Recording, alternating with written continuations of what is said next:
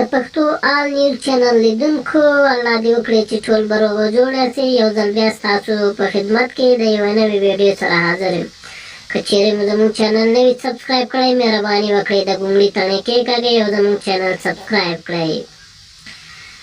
د ایران رسنیو داسې یو خبر نن خپور کړی دی چې 28 نفره پکې شهیدان شوي هغه کسان چې په ډاټسن موټرو کې په قاچاق ډول نورو هیوادونو ته سفر کوو د ټکر له وجې د خپل ژوند له لاسه ورکړی ده.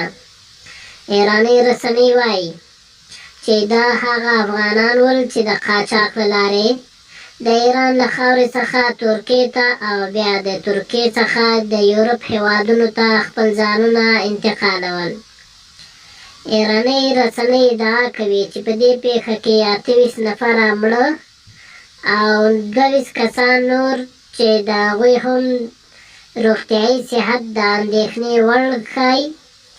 داسې راپورونه ورکړي دي چې دغه کسان ټول افغانان دي او د افغانستان د خاورې د ایران په سیستان ولایت کې د موټر په پیښه کې وژل شوي دي.